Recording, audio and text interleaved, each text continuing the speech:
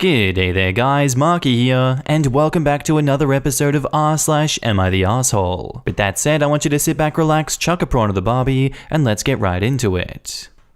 Am I the asshole for making my mother-in-law cry? So I, 23 female, have been in a relationship with Andrew, 26 male, for 3 years. We hit it off pretty quickly, and after a year, we moved in together. After a couple months of dating, he introduced me to some of his family members, including his mother, Nora, who is 60-ish female. She had raised him as a single mother, and she was very close to Andrew. She wasn't very warm towards me, but she wasn't rude either. The longer we were together, the more we would meet her, and she never warmed up to me.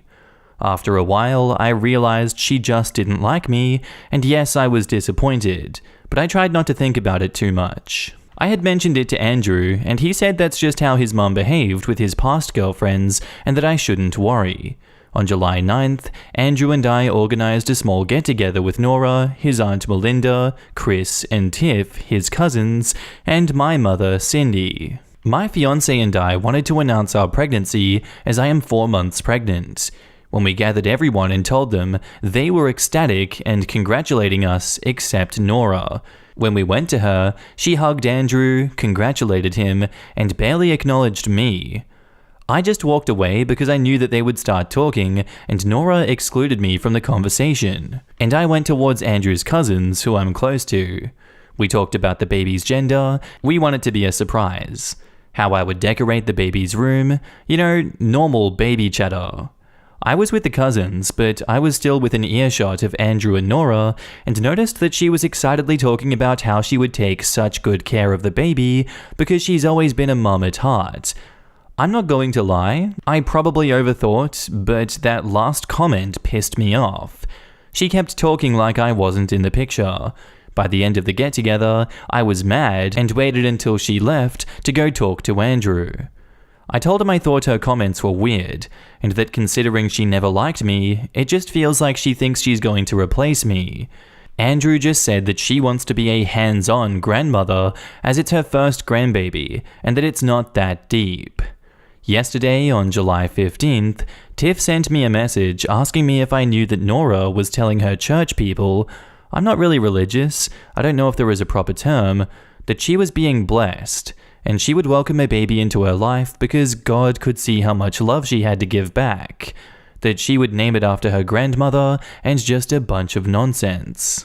I told Andrew that I knew, and he finally acknowledged how weird and creepy her lies were, and he called her to set things straight.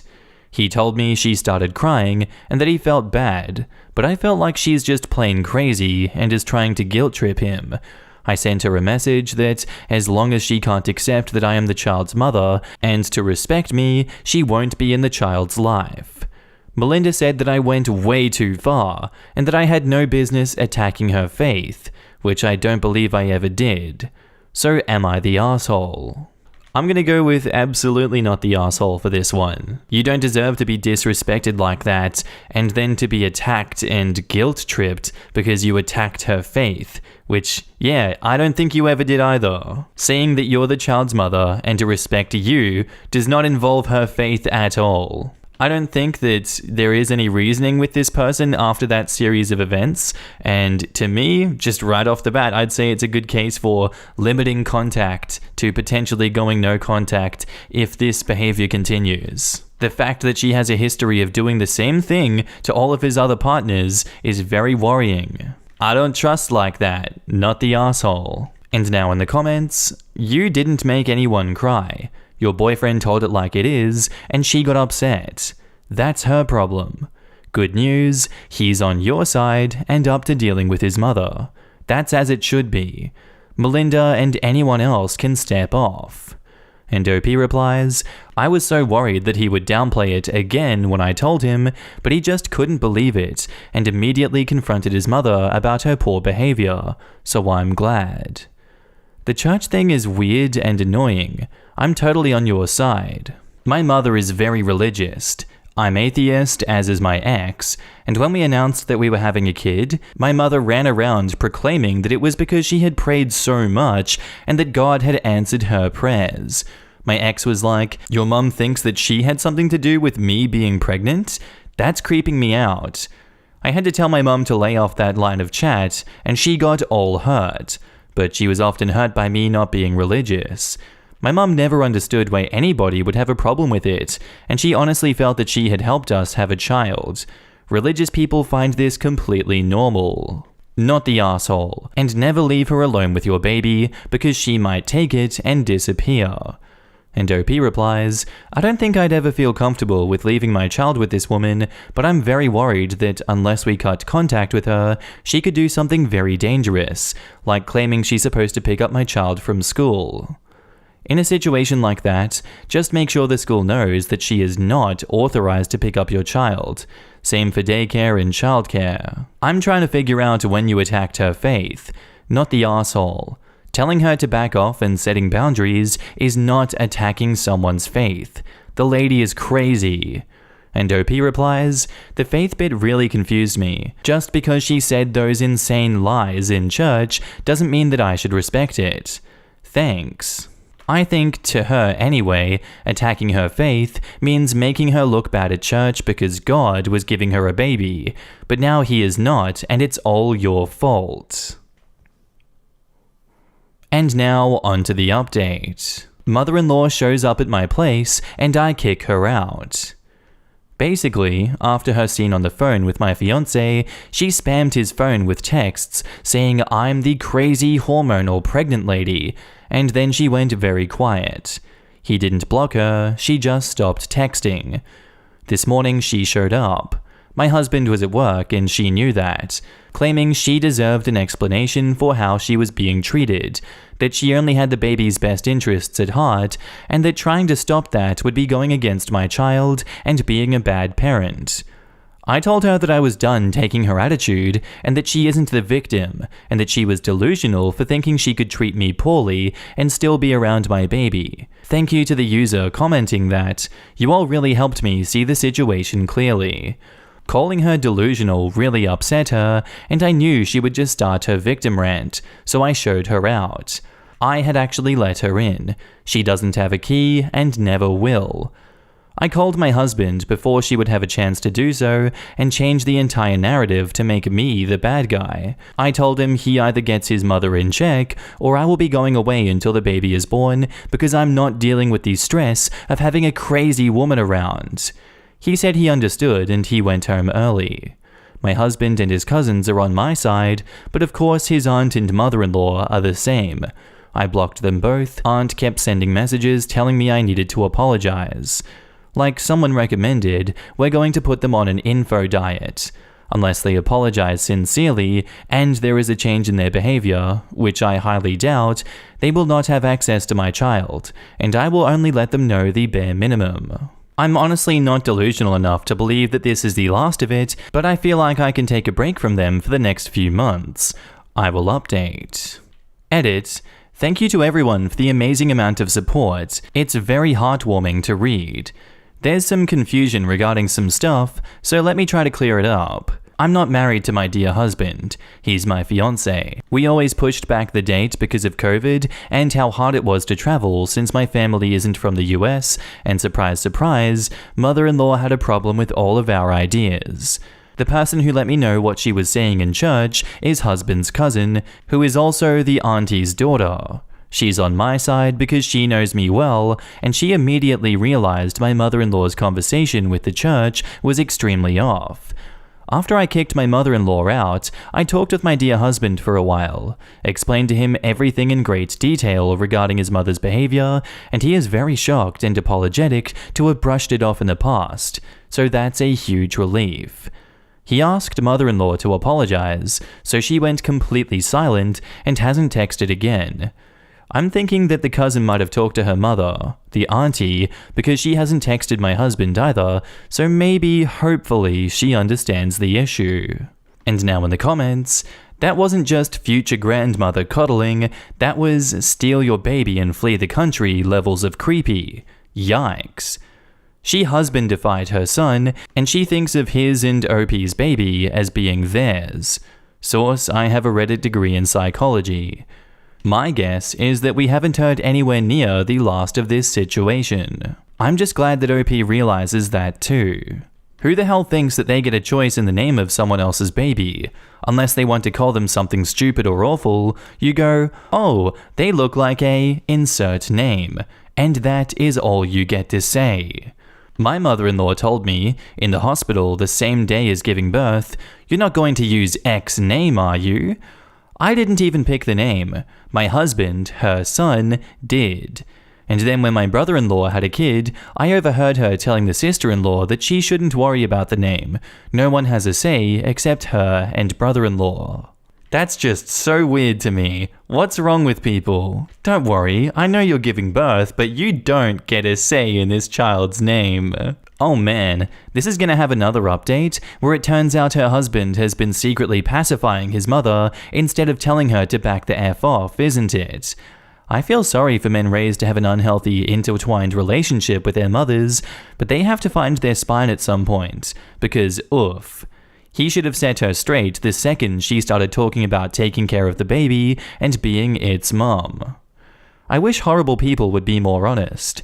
I hate it when you have intimate relationships with women. If it were up to me, you would die alone because I don't want anyone else to have you. I want you to be happy only with me. So I'm going to do everything I can to destroy any romantic relationships you ever have until the day I die. And then you'll be all alone when I die. But that's okay since I don't care about your needs anyway. Now, I'm gonna go cry so that you do what I want since you're a sucker. But if they were honest with others and themselves, they wouldn't be so horrible in the first place. Well, the problem is, they know that's wrong, and they desperately want people to like them and think they are amazing, so they can't allow themselves to believe that. So they find other, completely insane, reasons to justify their desires. And if someone calls them on their crazy, they lash out and play the victim, so everyone else will feel sorry for them and hate the person who distressed them so. They are incapable of even being honest with themselves. Our next post is titled, "Today I effed up by leaving a massive order alone with my now ex and her 14 friends. I'm sorry, I just need somewhere to vent, as literally everyone is saying that I'm a dick for kicking my pregnant ex out over this. To clarify, this is not the first time she's done this, but this time it cost me over $1,000. Also, I'm sorry if this was choppy, as I am seeing red right now. So recently, I got 2 massive orders for pastries for 2 weddings and a few other parties. I had spent 1 week working with my team on the orders, as it was $75 to $100 per item. Well, we finished yesterday, and I and the team decided to go to the movies and just relax. Big mistake. My now ex had a party planned, without asking me, in the home that I pay for, while she just sits on her butt doing nothing. She's never had a job, she just waits for everyone to hand her what she needs. We recently found out she's pregnant a month and a half ago, but she's been using it as an excuse. At first, it was just 1 or 2 of them, but it gradually became more. 1 to 2 to 15 to 20, which wasn't an inconvenience as it was only 1 more batch, and I was fine with that. However, yesterday was the last straw because when I went out, she threw a party with 14 of her friends and they got hungry. So they made their way down to the shop and went through nearly everything that my team made. My dad owns the bakery, it's not too far down from our house, so it wasn't that hard for her to get in. Well, when we came back, we found my ex and 14 of her friends wasted on nearly $1,000 of pastries. I nearly lost my crap and started screaming at her, asking her what the hell was she doing and why she thought that this was okay. She blamed this on pregnancy cravings, and tried to say that she wanted the baby to eat well, but when I asked about her friends, she said they also had cravings. I kicked her out and had to call and explain everything to both parties. Full refund for both of them, as there was barely anything that could be salvaged. And now in the comments, my stomach is turning thinking of eating that much pastry at once. OP, what kind of pastries were they? RIP desserts. Quote, she wanted the baby to eat well. Babies and pregnant mothers need to eat healthily. Binge eating pastries isn't healthy. That isn't going to give the baby the nutrition that it needs to grow. Exactly. Were her 14 friends pregnant too, or just moochers? They sound like they're 12. I already know the answer, but damn, didn't realize there would be that many moochers in a group. Not only did she cost you $1,000, she probably cost you future business because of having to cancel at the last minute. As a baker, I can feel your pain. I can't believe the selfishness. I'd be so screwed. My croissants take 3 days to make, start to finish. I just don't get the level of selfishness.